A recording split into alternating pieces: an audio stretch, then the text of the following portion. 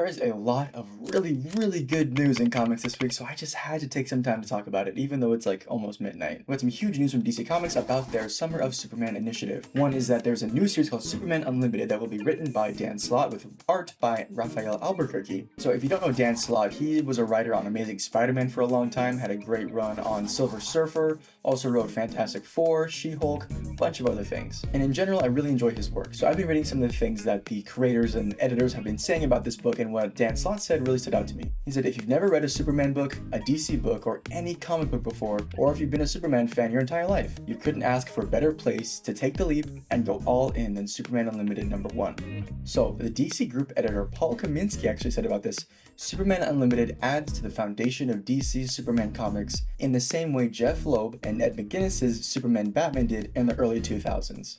For those who don't know, the first couple arcs of Superman Batman were so influential that they actually made 2 DC animated movies from them, Superman Batman Public Enemies and Superman Batman Apocalypse. So you can definitely read Superman Batman, or you can go watch the movies and get a similar vibe. I think those movies are really well done, and I rewatch them all the time because I just love them. And it's interesting that they're using the subheader thing Unlimited, because Mark Waid and Dan Mora just did Justice League Unlimited last year, and that seems to be doing pretty well. I don't have any statistics, but I'm reading it, which means it's doing pretty well. And so this new series is actually going to be an ongoing, not a limited series, it is going to be an ongoing along with Superman and Action Comics. Speaking of new ongoing series, recently we also learned about the new Supergirl comic. That's right, there is an all-new ongoing Supergirl series coming out in May 2025. Supergirl has spent a lot of her time appearing in Action Comics, whether that be like as part of the main cast or in the backups. Now she's coming back with her own series, which she hasn't had since Supergirl Woman of Tomorrow, which wasn't even an ongoing. It will be written and drawn by Sophie Campbell, who you may know from Teenage Mutant Ninja Turtles before Jason Aaron took over. And with the new series comes a new costume for Kara. Kara? I still don't know. I'm calling her Kara. Kara sounds right. So Stanley Lau, otherwise known as Art Germ, has developed a new costume for Kara that incorporates a lot of classic elements into it. I will say it is reminiscent of that Superman Batman era, when Kara first appeared again in the modern age. And she had the midriff going on and everything. Now instead of a blue skirt, she's got a red skirt. And her boots are higher. So, oh, and her S shield thing is also more New 52, which is very interesting. I wonder what the purpose in that was. So in this series, Kara is actually going to be returning to Midvale. Now, admittedly, I haven't read a lot of Supergirl comics, so I'm not super aware of what Midvale is and what she's doing returning to it. But apparently, according to the DC Fandom Wiki, Midvale is to Supergirl what Smallville was to Superboy. Now, these 2 recently announced books are coming out in May, but there's one that's actually come out in September, which is the all-new Batman #1. That's right, they're relaunching it again. This time with Matt Fraction as the writer, and, you guessed it, Jorge Jimenez as the artist. Now, Jimenez has been on the book for a while, actually. He did most of Chip Zdarsky's run, but it looks like he's staying on after, Jeff Loeb and Jim Lee's Hush 2 to do this new Batman ongoing. And let me just say, right now, this right here is peak Batman design. Love me the gray, love me the blue, more of that, please. Like, oh, it just looks so good. I don't know why, it's always struck a chord with me, and I am so excited. And Matt Fraction, I don't know what he's been writing lately, but I hope it'll be good.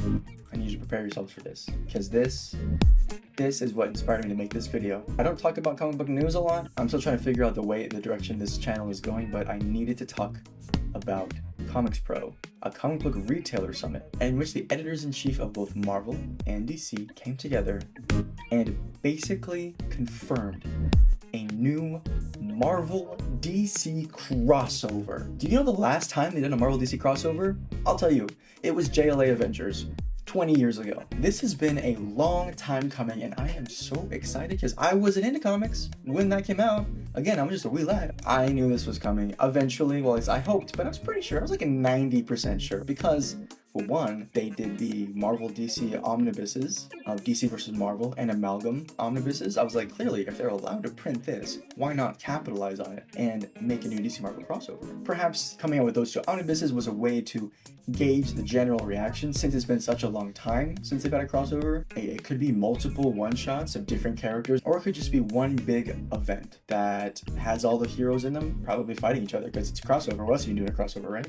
For years, I've been saying that a Marvel DC crossover would be huge for both companies. This could really revitalize the industry, get old comics fans that have dropped books to come back, could get people who read only DC or only Marvel to give the other books a chance, and can maybe lead to a Marvel DC crossover movie in the future. Should Marvel and DC do that right now with their movies, their cinematic universes?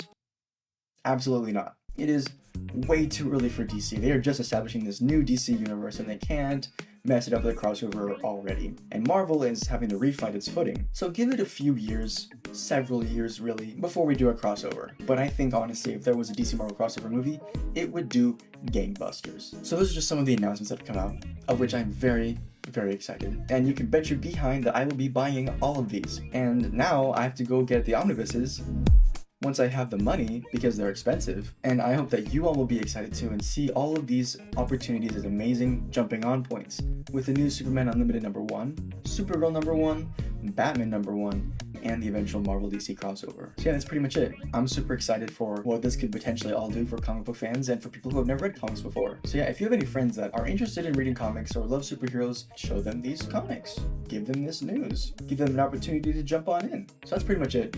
Thank you for watching, and remember, comics are for everyone.